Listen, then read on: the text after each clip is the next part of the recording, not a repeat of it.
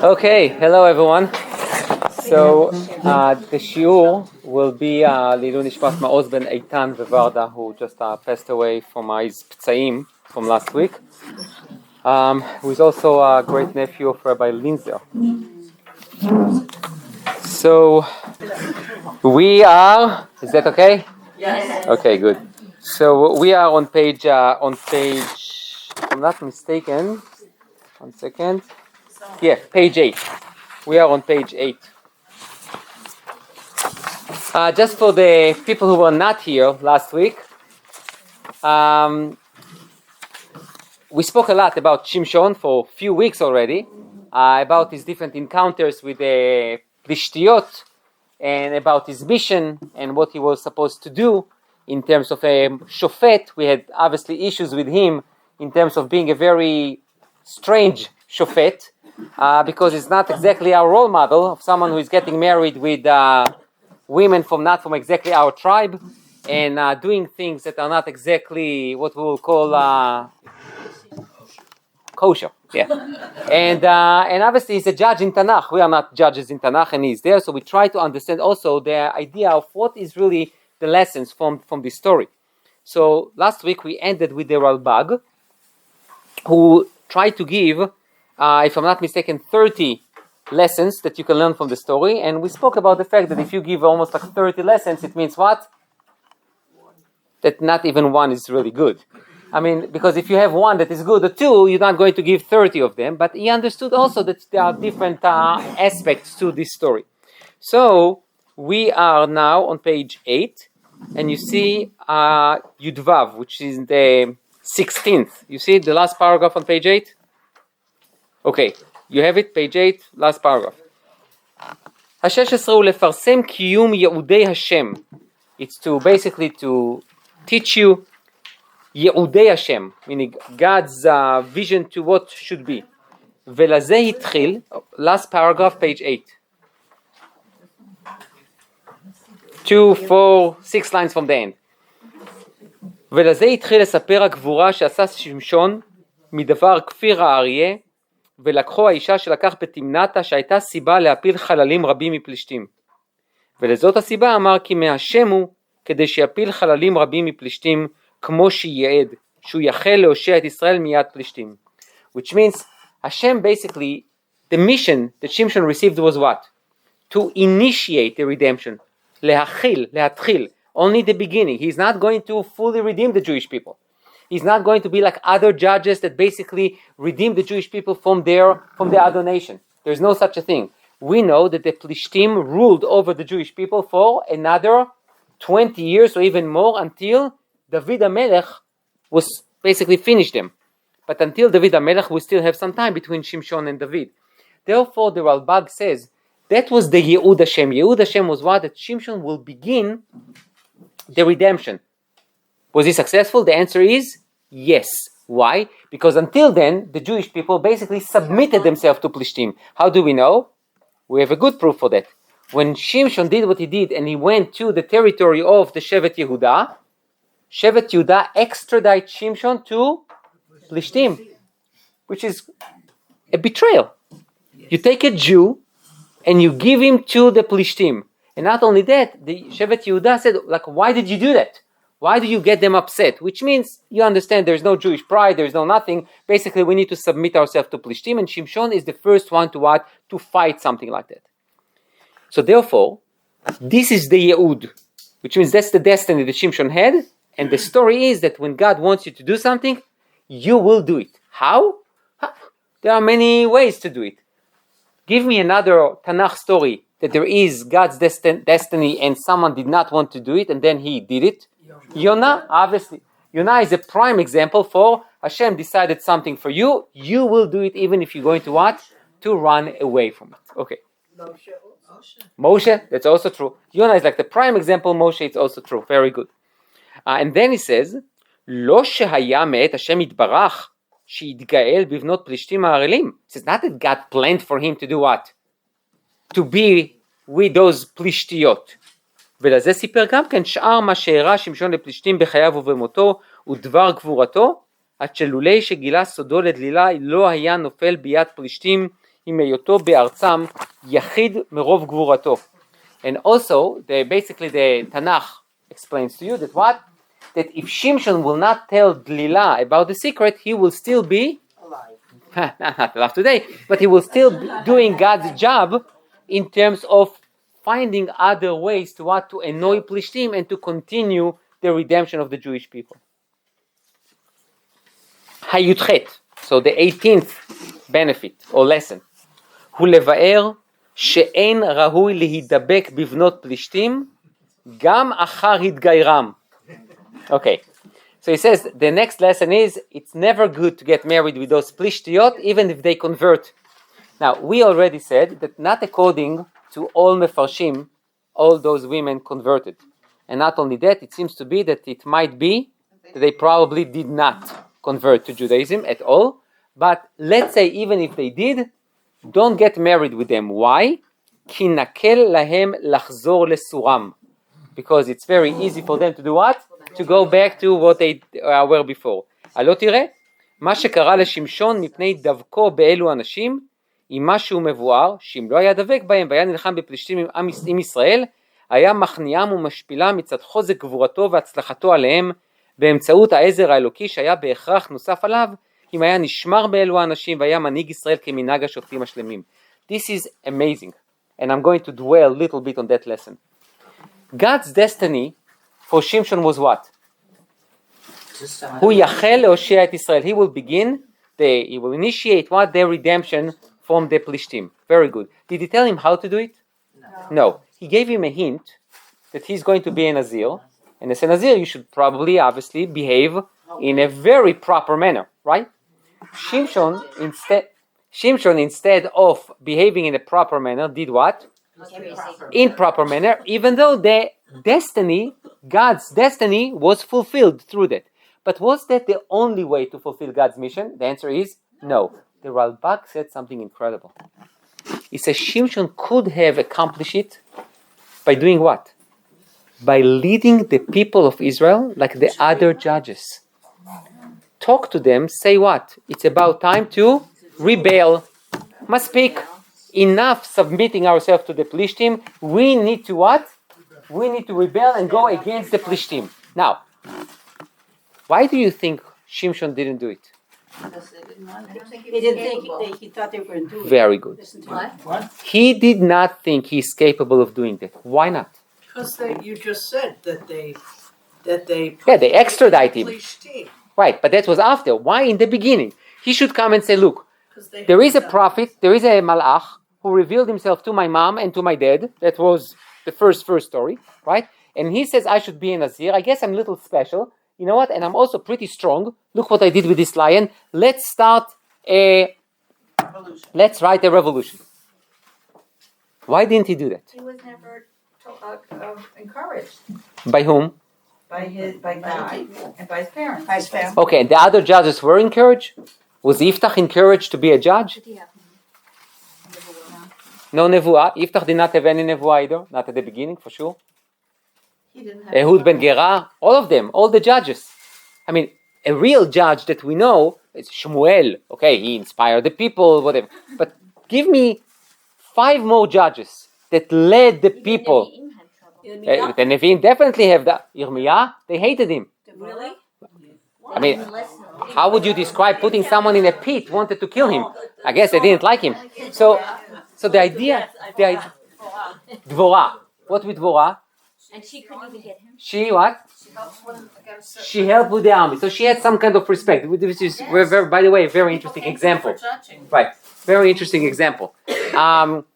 So that's one.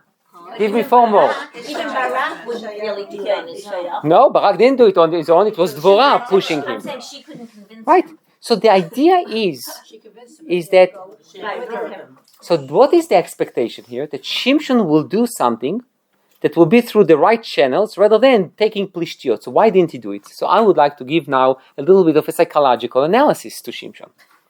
He came from what Shevet? Dan. What do we know about Dan? Klum. Except it was And there is a reason. The only thing we know that they took an idol to Yamsuf, Pesel Micha. They were not exactly the most religious tribe. we have zero thing from them besides one person, Shimshon. Okay, and that itself, it's under debate. What can we really learn from him? Well, one second. Let me just finish the idea. So that's the first thing. The second thing is his family. We spoke about it in the first year. His mom, somewhat special woman, even though we don't know her name. His father, less special. Very good. Less special. He's not the most sophisticated person. Even his wife does not tell him all the revelation because she is afraid that he's going to want to tell it to someone and then the baby will be in danger. And we also know that the parents has zero influence on Shimshon. Why? Because he then gets married with the first Plishtit and he says, that's what I like. And they say, Mazel Tov. I don't know what they said. They said, Shkoyach vegamarnu, and they move on. So there is nothing. Then, the third thing is that even, let's say, after the first time that Shimshon is with this Plishtit and he burned their house, you remember all that story? You would think that some of the people of OUisrael will go to him and say, hey, you did something that was not done for 50 years. We're going to join you. You are an incredible leader. Klum. Nothing. Klum. Which is very interesting. So it seems to be that the Ralbag criticized Shimshon for not being a leader and using different channels in order to fulfill God's mission. But at the same time, there's also what? Criticism on the fact that he did it. Meaning, mission is accomplished. But there are different ways to accomplish that mission. And I think that's what the Ralbag is trying to basically convey to us. It's not the Jewish way. To go out and be strong. Jewish way is daven. No. He's not talking about that. He's talking about the fact that he criticized Shimshon for using improper channels with Plishtiot rather than to try to inspire the Jewish people. What you are talking about is how do we view Shimshon in the time of Chazal. After the Bar Kokhba revolt, not now. Yeah, because after the Bar Kokhba revolt, obviously, being a hero took a little bit of a different turn. Okay, now, Hayutet. Then, yeah, Michelle. The only thing that I just wanted to say that people have to be ready for it. Like he's doing everything like through the back door. Got you. Okay, so Michelle is basically, you are suggesting there are two different things here. Hey, maybe he was not that of an inspiring leader, but also maybe they were not worthy to have a leader yet. But there is only way to know. Try. He did not even try. That was the problem. And especially when they extradite him, which I think is like the model story. Think about it. You have a Jew that you know that when you're going to hand him, he's going to be killed. And he just saved you. He just took revenge of your enemies. And you are willingly go to him and say, what? We're not going to hurt you, but we're just going to what? To deliver you to your enemies. Instead of saying, wow, you inspired us, you can do it. Let's do it. They don't do it. I'm just wondering, how much inspiration did he have as a child? In other words, he got the Nizirut, but the parents weren't, it wasn't like Hana or, that kind of thing where it's all God inspired. Right. No, we don't know much, but we know for sure that definitely he didn't get it from his father. Yeah. Right. I think that the narrative will say something, but there is nothing. Really nothing. Good. Yutet, 19th. הוא להודיע שראוי למנהיג שישמור עמו ולא יספיק לו שמירת עצמו. Says a leader needs to make sure that his people are safe, not only himself. ועלו תראה, כי שמשון, עם מה שנתפרסם לו מגבורתו, שלא יוכלו רבים להזיק לו, אם יהיה בידו כלי מלחמה, כי גם בלא כלי מלחמה היה מנצח רבים. כמו שבא בזה הסיפור, meaning Shimshon did not need a gun. He could kill people with his own hands. הנה לא רצה להזיק בבני יהודה בבואם לאוסרו לתיתו ביד פלישתים, וסבל שיאסרו בראותו שאם לא יסבול זה יריבו בני יהודה על זה, עמו בחוזקה למלא את נפשם מיד פלישתים, I will translate in a minute, והתחדש בזה מריבה בינו ובין בני יהודה, ואולי יפול מהם רב. ולזאת הסיבה שאל מהם שהסכים לסבול שיאסרו שלא יפגעו בו הם, כי אולי אם יראה כוונתם לבוא לפגוע בו לא יוכל לסבול שלא יקום כנגדם ויפיל מהם רב. והנה גם כן סבל שמשון שיאסרו בני יהודה לאהבתו אותם, כדי שיעשה להם התנצלות עם פלישתים במה שהיה משחית בהם. כי הם הראו עצמם עוזרים לפלישתים לאוסרו בידם, ולזה נודע להם כי לא מליבם היה עושה שמשון הרע להם. I'm going to translate, don't worry. And I'm going to take a to take a neshima. Okay. So the thing is like that. This story of the fact that the Shevet Yehuda extradite Shimshon, we criticize it, obviously. But there is something very interesting there. He basically says that a leader, a Jewish leader, needs to know that he needs to protect himself, but not only to protect himself, but also to protect his people, which will be even more important than protecting himself. Then he says, one of the lessons that you can take from the story of Shimshon is how you take care of your people, even if you disagree with them. What do I mean by that? Shimshon could fight with everyone he likes, right? He's pretty strong, right? He killed Plishtim with his own bare hands. He killed the lion with his own hands. So when Shevet Yehuda came along and says to Shimshon, you ran to our territory, we're going to extradite you. He could tell them what? Forget it. Forgive. If you want to extradite me, fight me. Right? Try. And then what will happen? They're going to get killed. They will get killed. So he was willing to sacrifice himself To the people. for the people. That's one thing that he did. The second thing he did, he told them, don't hurt me, just tie me, and then deliver me to the hands of the Plishtim, so the Plishtim would think that what? That you don't cooperate with me. You basically disagree with what I did, so they will never endanger you or attack you, which means he again took upon himself a tremendous responsibility. Now, when I saw this Ralbag, it connected to what Ralbag said before. Now, and Michelle, I would tell you, when the Shevet Yehuda saw such a sacrifice from him, what should have they done? Change their mind and say, no, we're not going to extradite you, we're going to join you to fight Plishtim. But they didn't do that. So they were not inspired by his sacrifice, or maybe they were not worthy, or maybe they were not ready, whatever you would like to say. But basically what Shimshon did for them, it's something that every leader needs to make sure that he can do, which is to sacrifice your life for your people. Who else did it? Now it's the time. Moshe. V'im ayin mechenina misifrecha asher katafta.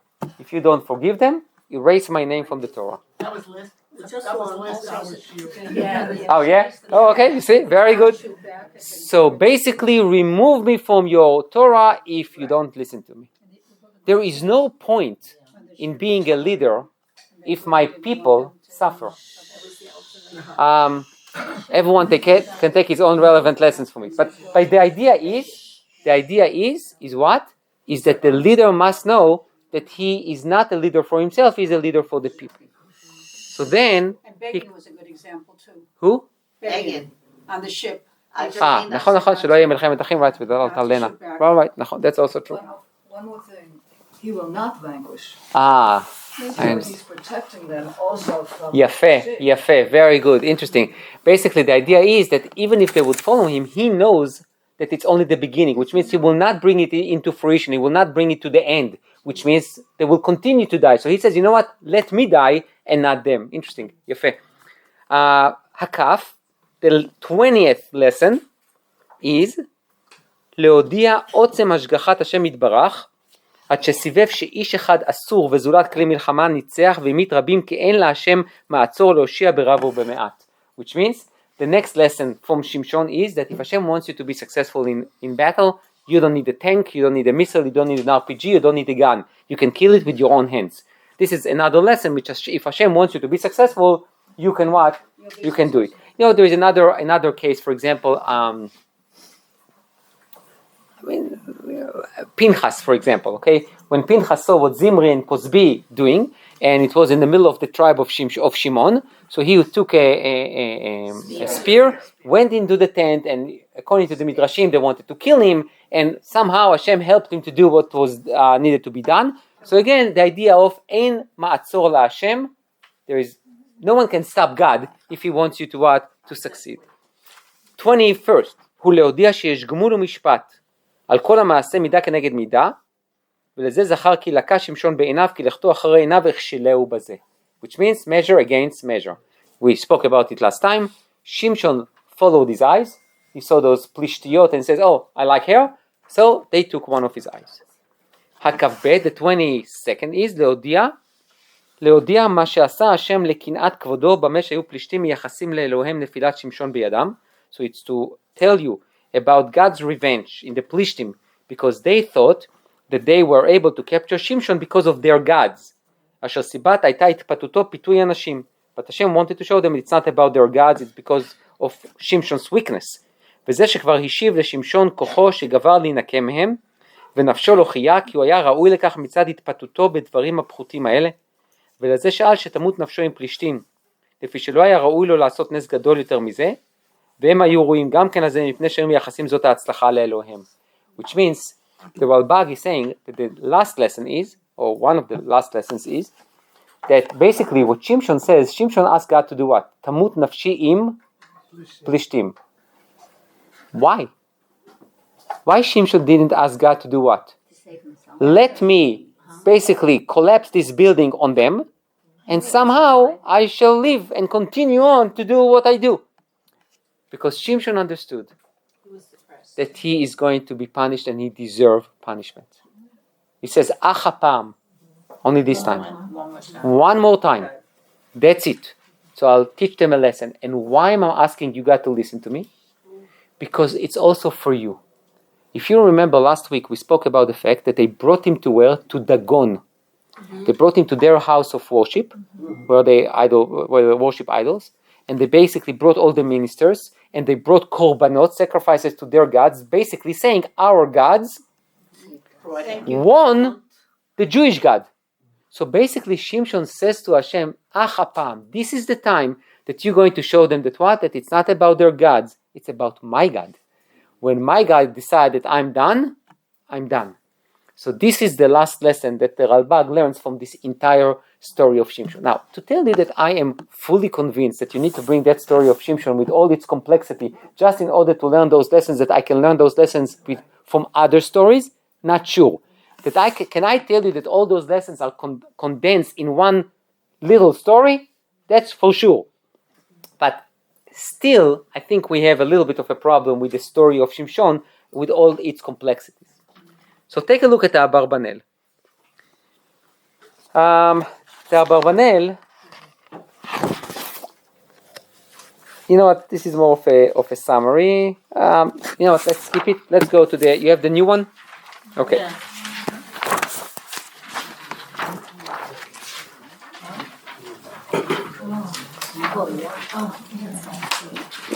Okay, do you see the title? Okay, the title is something of a mystery, and I don't know if we will finish it this week, but we will see. Basically, the title is Shimshon, Goliath, David, Beit HaMelucha. So Shimshon, the connection between Shimshon, Goliath, David, and the house of royalty, the house of kingdom, the house of the kings of David. So, take a look at what's going on here. So now, until now, for I don't know how many weeks we are dealing with Shimshon, 8 weeks, I don't know, whatever it is, we read the narrative, we analyzed the parshanut, and that's how we built the different ways to look at the narrative, right? Now, we are going to do something a little different. We are going to see a little bit Gemara, but mostly Chassidut v'Kabbalah. Why? Everyone who knows me knows that I'm not exactly there, right? I'm more into the analysis. When you have such a figure, a biblical figure like Shimshon, with all its complexity, you must ask yourself the question that we asked before, and the Ralbag asks: what's the purpose of that story? Everything the Ralbag gave me, I can learn from a different story in Tanakh. I don't need Shimshon's story in Tanakh. How am I going to explain it to kids in Cheder or in elementary school that a judge, part of our judges, our line of judges was what? Was married to Plishtiyot? That he didn't have any Jewish friends? That's what I'm going to tell him, and then he failed because of a woman. That's what I'm going to tell him. that he ate from this honey, that after he killed the lion from a behemat me'ah? That's what I'm going to tell them. So there is probably something mystical, and that's obviously intrigued the Baalei Kabbalah and Hasidut. So we will try the best we can and try to understand what's going on here. Vayi tochen beveit ha'asurim. You remember that part of the punishment for Shimshon was that he what? That he was grinding. But we said that there are two different interpretations to the word tochen. One is grinding, and the other one was abisale, right? That every Plishti brought his wife to Shimshon to get her pregnant. Because what? Because they thought that the DNA that Shimshon has, I don't know if they knew about DNA, but they thought that he will give strength to their kids. Okay.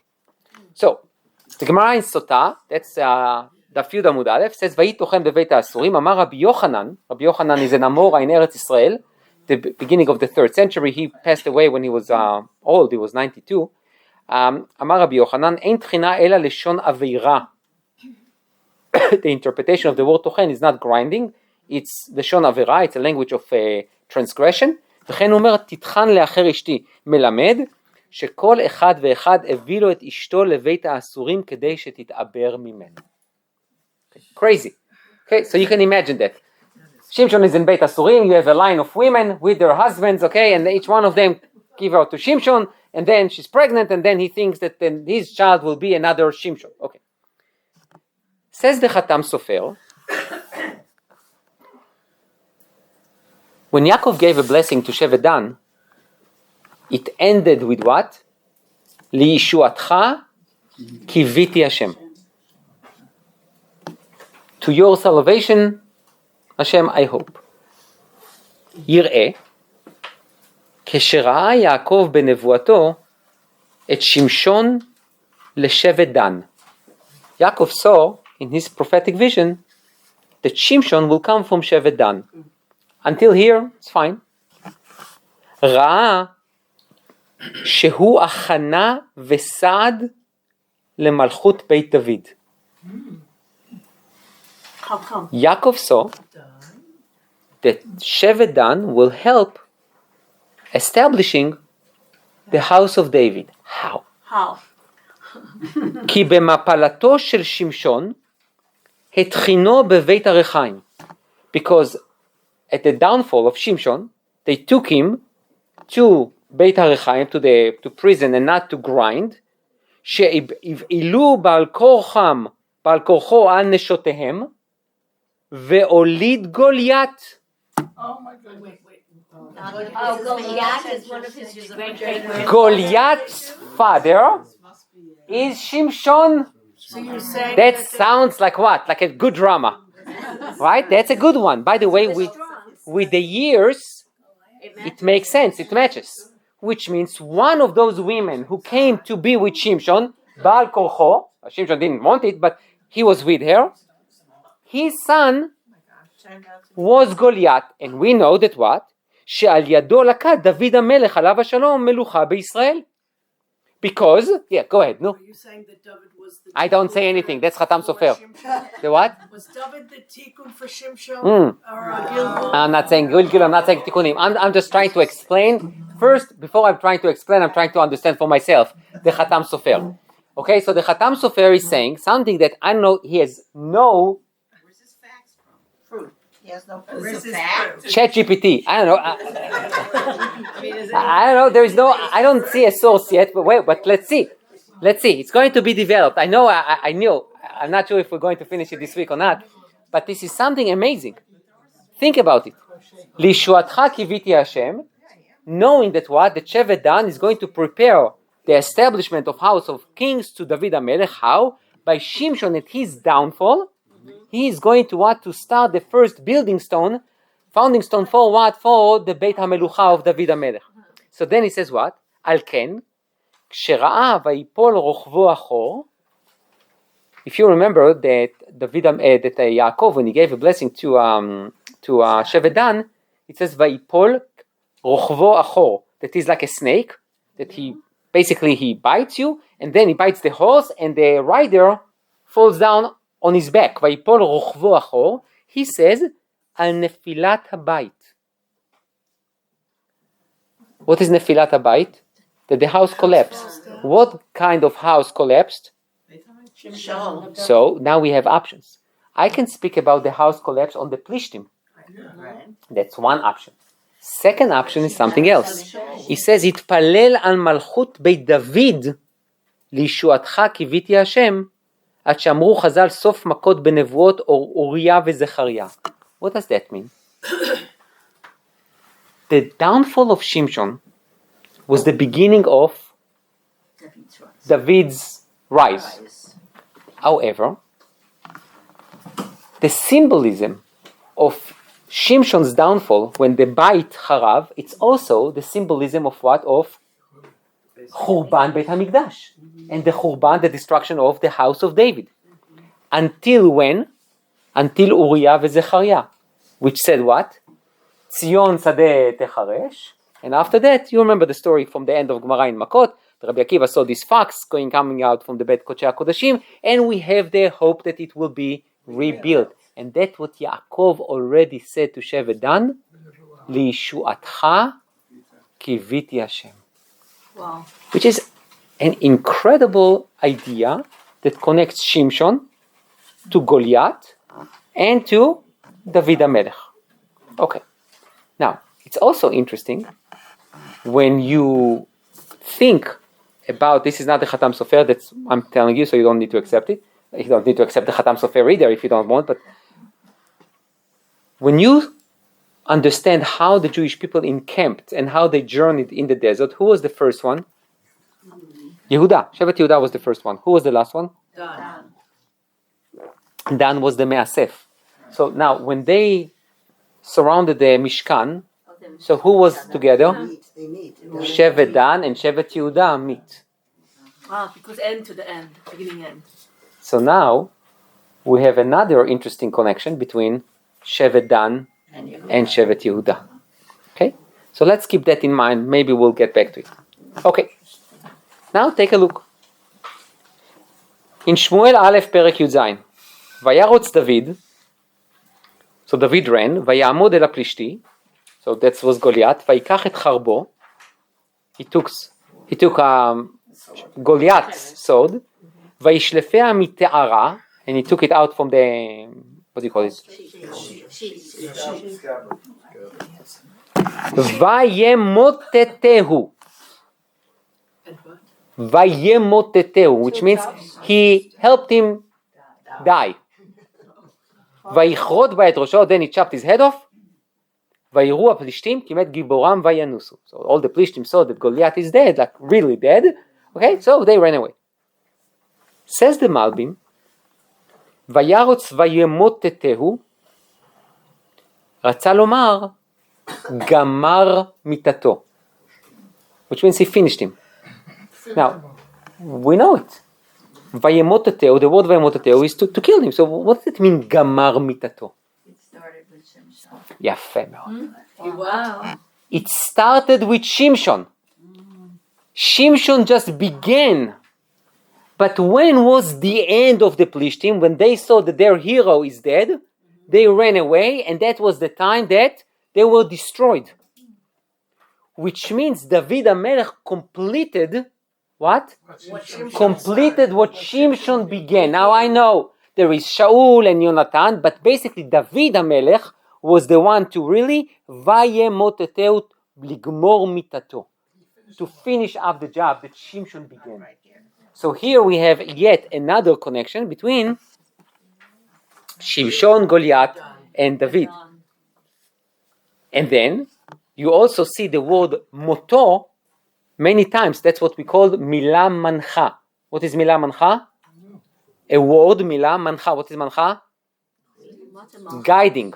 Like to guide, like a guiding word, which if you have a word that is being repeated more than twice, you know that this is a word that you need to pay attention to. So if you look at Shoftim, Vayomer Shimshon, Tamot nafshim plishtim, Vayet, so let me die with Plishtim, Vayet bekoach, Vayipol habayit al asranim ועל כל העם אשר בו, והיו המתים אשר המית במותו, רבים מאשר המית בחייו. So what is the מילה מנחה? 5 times, אני חושב שזה מספיק. We got it after the second time, I think. מותו, which means his death, but not the death of פלישתים yet. The death of פלישתים comes when? When David HaMelech kills Goliath. Okay. Now, in שמואל א', פרק י"ז, ויאמר דוד אל הפלישתי, אתה בא אליי בחרב ובחנית, you come to me with a sword and a spear ובכידון, ואנוכי בא אליך בשם השם צבקות אלוקי מערכות ישראל אשר חרפת. I come to you with the name of God that you disgraced, and you come to me with what? With a spear and a sword and all of that, right? I just come like that. That reminds us of whom? Shimshon. Shimshon did not take any spear, sword, rifle or anything. It was with his own hands or with this donkey chick, right, that he killed a few people. So the idea is that also David HaMelech comes with B'Shem Hashem Tzvakot, with this same mission, okay? Now, in Bereshit Perek Memtet, so that's what Yaakov says to Dan, Yehi Dan Nachash Alei Derech, Shvifon Alei Orach, so Dan will be like a snake, Anoshech Ikvei Sus, Vayipol Rochvo Achor. So he bites the horse like at the back leg, and then the rider goes and falls down on his back. In Tehillim we have לא בגבורת הסוס יחפץ, לא בשוקי האיש ירצה. But Hashem is not impressed with someone who's riding a horse. רוצה השם את יראיו, את המייחלים לחסדו. Okay. Have that all in mind. We will put all of it together. Let's go to Ruth. In Ruth, פרק א', it says, ותישאנה קולנה ותבכנה עוד, ותשק עורפה לחמותה ורות דבקה בה. You remember that story? Right? They came to her mother, their mother-in-law, and they said to her, we would like to go with you. And she said, no. Orpa left, and Ruth attached herself and glued herself to Nomi. Says the Gemara in Sotah in Daf Membet. ואת ארבעת אלה יולדו להורפה בגת, ויפלו ביד דוד וביד עבדיו. Orpa had 4 children, and all 4 of them fell in the hands of David. Maininhu, who are they? What are their names? Amar Rav Chizda, Saf, Madon, Goliath, Veyishbi Benov. I will not recommend those names to your children, grandchildren, or great-grandchildren, okay? Not Saf, not Madon, not Goliath, and not Bnei Yesha, what's his name? Yishbi Benov. ויפלו ביד דוד וביד עבדיו. And they all fell, all those 4 giants fell in the hands of David. Now we don't know about the other 3, but we know the Tanakh says that some giants fell in David's hands. דכתיב ותשק עורפה לחמותה ורות דבקה בה. אמר רבי יצחק, אמר הקדוש ברוך הוא, יבואו בני הנשוקה ויפלו ביד בני הדבוקה. I once gave a shir about it. Who are בני הנשוקה? עורפה. Orpa gave a kiss to Nomi and said, goodbye. And Nomi and Ruth, Davkaba. What is Davkaba? Glued herself to Nomi. So therefore the children of the Neshuka, the children of the woman who gave a kiss to Nomi, will fall in the hands of David, who was a descendant of whom? Of someone who attached herself to Nomi. So Rabbi Moshe Chaim Ephraim was the Baal Shem Tov's grandson. He said the following. או יאמר על דרך הנ"ל, אכן מדרש בלא חידוש, על דרך השם יש מלחמה השם שמו, ופרש רש"י במה הוא נלחם, בשמו הוא נלחם.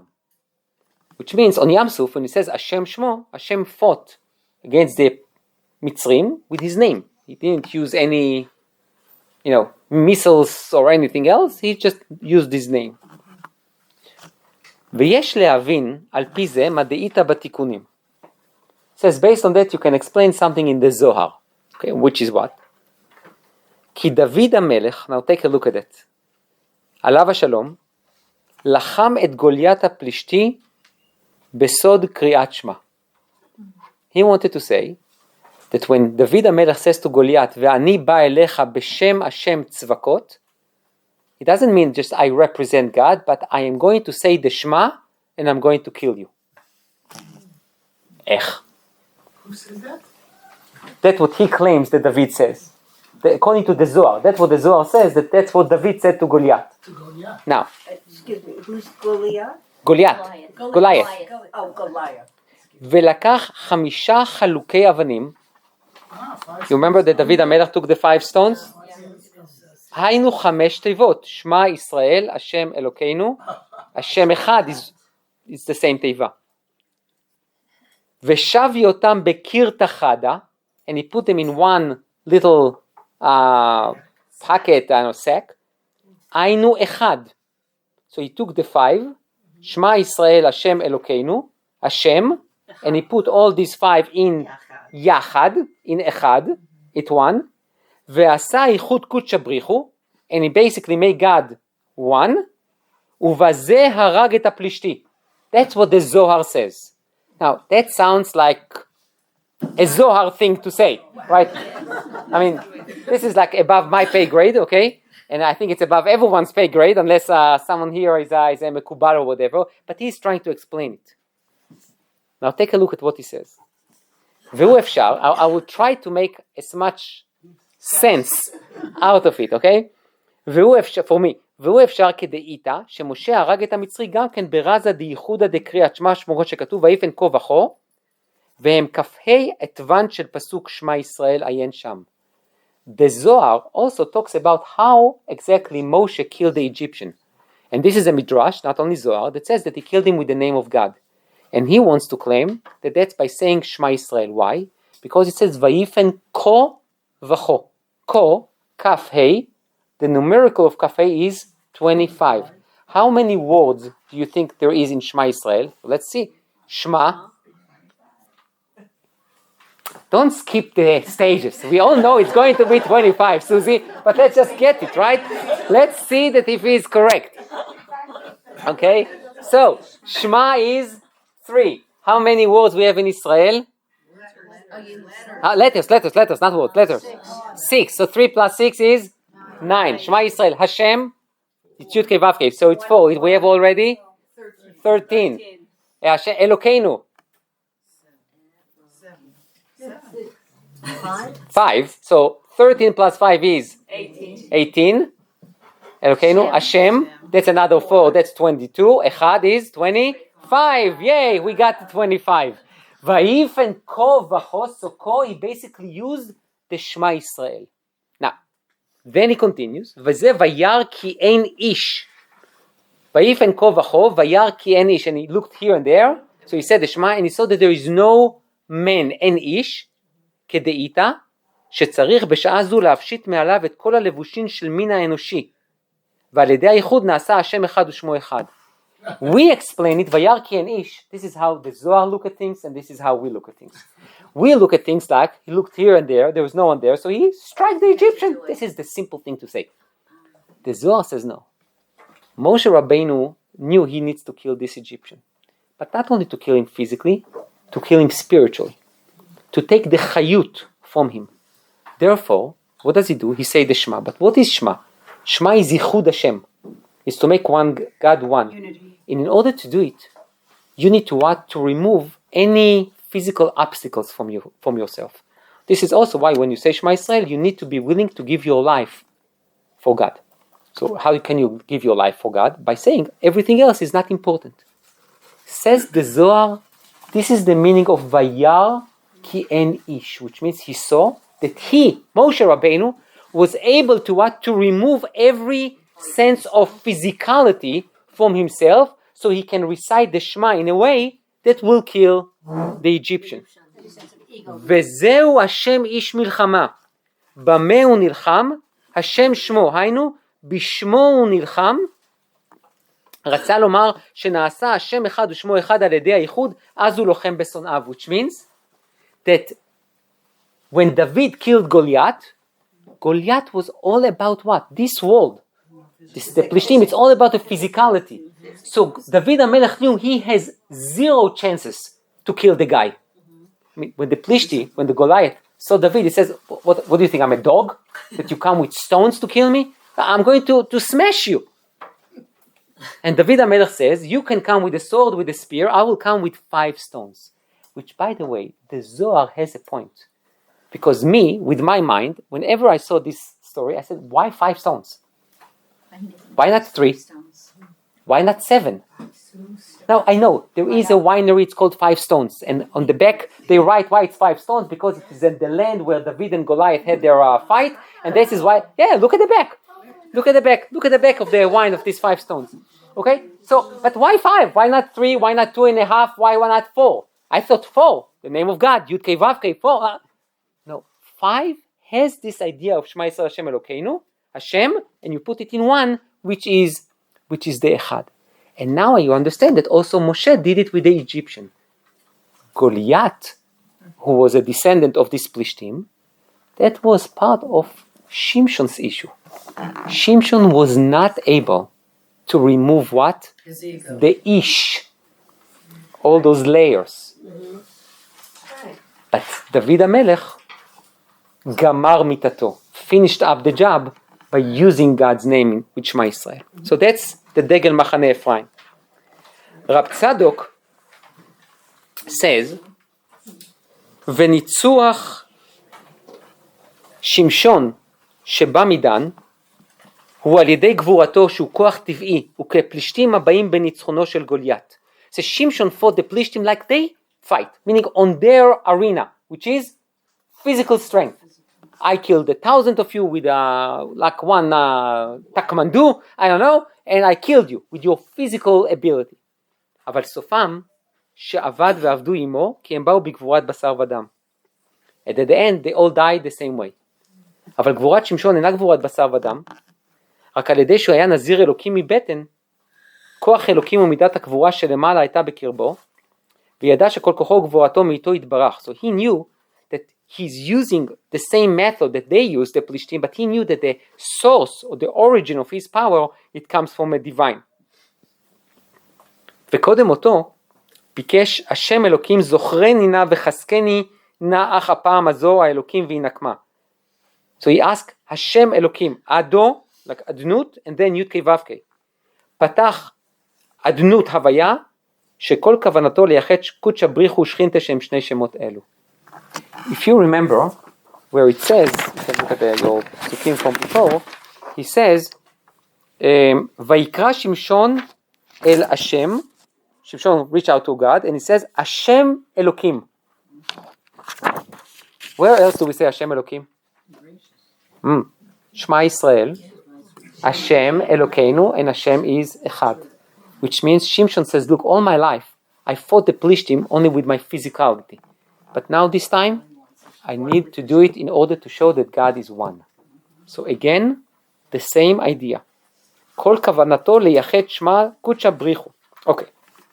Wait, so Shimshon said that at the end when he brought down the building? Yeah, so he says at least one time, I'm going to make sure that everyone understands that you are God, you are the one. Okay. Yes. Rabbi Nachman Mibreslav. Yeah, I went everywhere. You see what I do for you?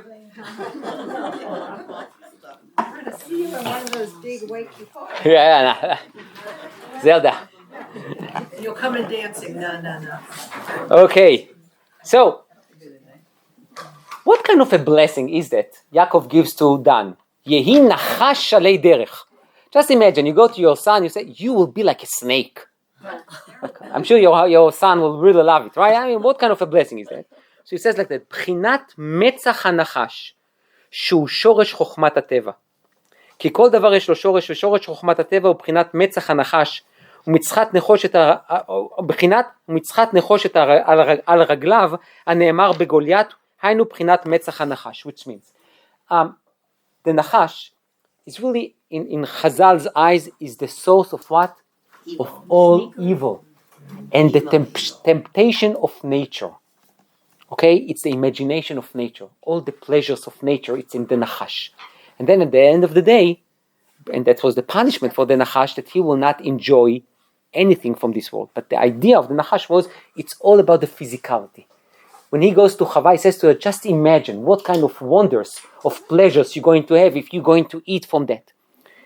Therefore, he says that Goliath is the symbol of what? And the Plishtim is the symbol of what? Of the roa and the temptation of nature. Ki Goliath haya kofer. Goliath was a kofer. What do you call it? Not only an idol worshiper, but kofer is totally denying God. והיה רוצה להראות שכל הסיבות, הכל על פי הטבע חס ושלום, שזה בחינת מצח הנחש. Meaning, when Goliath came out, he wanted to show everything is by nature. And look at me, I control nature, by nature you can't fight me. וזהו רגליו בחינת הסיבות.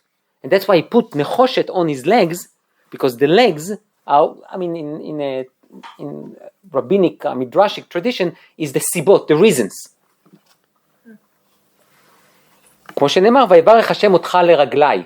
When Lavan says to Yaakov, Hashem blessed you לרגלי. What does it mean לרגלי? To my legs, to my feet. What does it mean? Because of you. כי כן הוא הפירוש שם שיעקב אמר ללבן. וגוליית היה תולה כל הסיבות שלו במצח הנחש, דהיינו בחיוב הטבע, וזהו מצחת נחושת על רגליו. So, basically, Rab Nachman Breslov says the following. And this is how I'm going to hopefully bring it together so we'll have time for mincha. Goliath and the Plishtim are the representatives of what? Of everything nature. There is no, God is not involved. Shimshon played along until the last time, the last minute of his life. Then he brings God together and he says, Hashem and Elokim are the same one. David HaMelech fights with Goliath. At the beginning, Shaul looks at him and the entire Am Yisrael is terrified from Goliath because they know that by nature there is no way they're going to what? To fight him. Therefore, what does he do? When David HaMelech volunteered, they take him and they put on him what? All the armory. And David HaMelech says, I can't do that. But they look at him and says, are you crazy? Even with the armory, you what? You have a 0.9 chance, right? Without the armory, he's going to eat you up alive. And David HaMelech says, I'm not going to fight him at the same field. I'm going to fight him Beshem Hashem Tzvakot. So basically the war between David and Goliath is not about the little David and Goliath. It's about nature against spirituality, between Yichud Hashem versus the Kofrim. And therefore, at the end of that story, David HaMelech take 5 stones, which is Shema Yisrael, according to that, and he shot it where? Metzach HaNechoshet. He shot it in between his eyes, which means basically to crack this idea of nature. Yes, there is nature. We are obviously not denying nature, and miracles cannot happen every day. But there are moments of time that if you have the emunah, you're going to what? To overcome nature. So now, if I'm asking you, what's the story of Shimshon? So the Rabbi gave you 24 different lessons. Based on Hasidut and Kabbalah, you have a totally different story. Totally different story. In a way, Shimshon is somewhat of a Baal Tshuva, who immersed himself in a Plishti culture, which is all Teva, and was able, at least at the end, to what? To pull himself up and to become a Shema Yisrael Hashem Elokeinu Hashem Echad, which is Yichud Hashem. So that's for today.